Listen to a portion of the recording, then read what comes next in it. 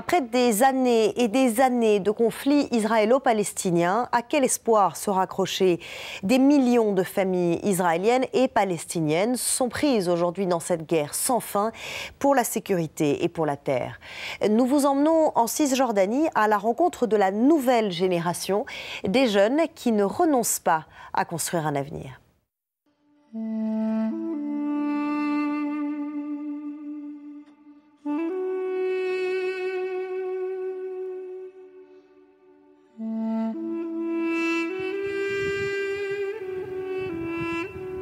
Ces champs poussiéreux sont des exploitations agricoles, des terres férocement disputées. Nous sommes à Tkoa, un village de Cisjordanie en territoire palestinien occupé. Là se joue depuis des décennies une guerre pour la sécurité et pour la terre. Une guerre qui n'a pourtant pas tué l'espoir de la jeunesse palestinienne. Ce jeune homme, par exemple, refuse de se laisser dicter sa vie. Je m'appelle Mourad Sami Zahel Djibrin, j'ai 24 ans. Mourad raconte que les terres de sa famille ont été prises de force par les colons israéliens. À cela, les colons répondent que d'après l'histoire et la religion, ces terres sont les leurs. Je suis triste parce que, où allons-nous aller? Quelles terres allons-nous cultiver pour avoir de la nourriture?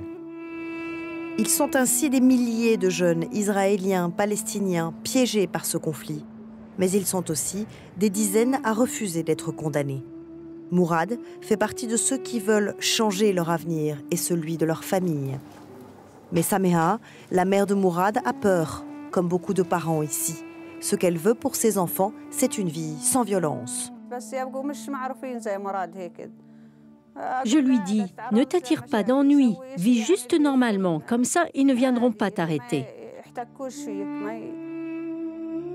Mais depuis ses 18 ans, Mourad a déjà été en prison 4 fois. Son crime, entrer sur des terres contestées sans la permission des autorités israéliennes. Je lui dis, ne les laisse pas te tirer dessus ou te battre, ne risque pas d'être blessé. Qu'est-ce qu'on ferait sans toi? Samiha se rappelle la première fois que les soldats sont venus arrêter son fils chez eux. Vous ne pouvez pas imaginer la peur, nous étions terrifiés.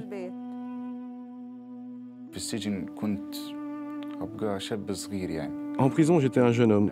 Les autres étaient plus âgés, des personnes qui connaissaient la vie. Je me souviens, j'avais l'habitude de me tenir le long du mur de la prison et je me demandais si je sortirais un jour, si je reverrais ma mère. Et je pleurais.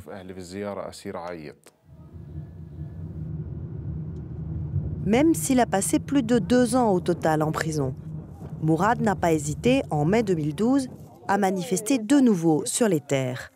Des militants internationaux des droits de l'homme, et parmi eux quelques Israéliens qui contestent les colonisations, sont venus soutenir son action.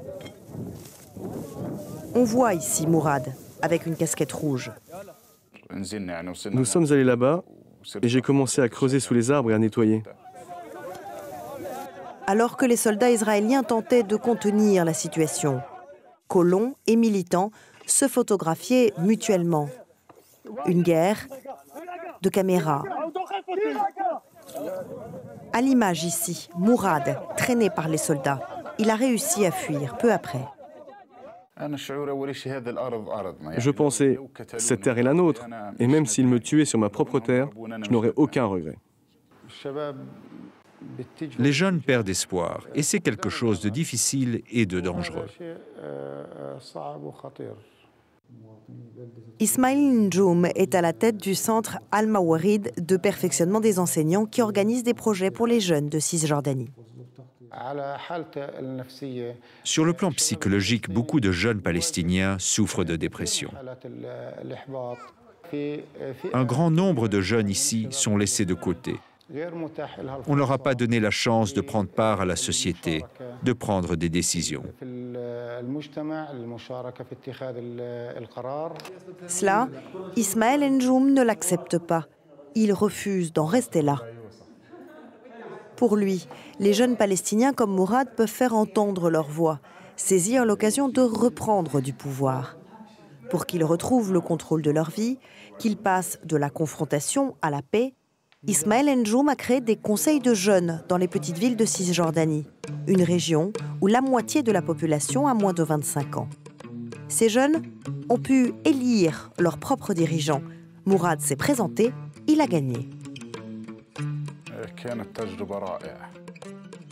Nous avons dit aux jeunes, nous sommes de votre côté, de quoi avez-vous besoin? Nous sommes avec vous, à votre service. Avec l'appui du Fonds des Nations Unies pour la démocratie, ces conseils de jeunes ont éclos partout à travers la Cisjordanie.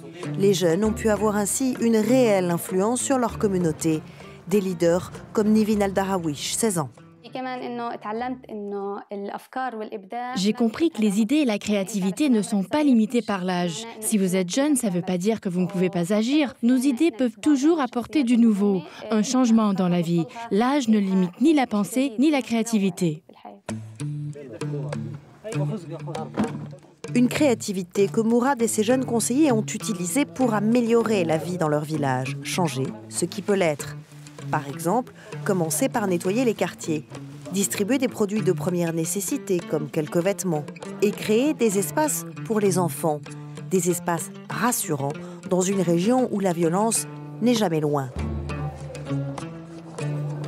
Sur ces terrains de jeu, sur les stades de sport, ils peuvent alors organiser une fête pour tous les enfants du village.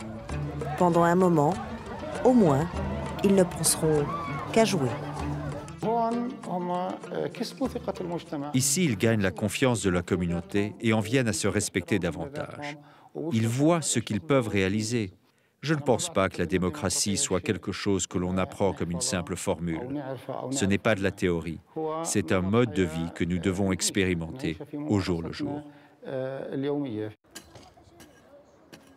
Après des décennies de conflits qui ont touché plusieurs générations, Mourad imagine un autre avenir. Un avenir où les jeunes Palestiniens auraient enfin le choix, celui de laisser la violence derrière eux. Un choix que n'a jamais pu avoir son grand-père. Il repose aujourd'hui dans ce cimetière. Mon souhait est de continuer à apprendre, de poursuivre mes études, de trouver un emploi, de travailler, d'être en mesure de vivre une vie normale. Il s'agit de faire partie de quelque chose, de servir la jeunesse, de servir mon pays.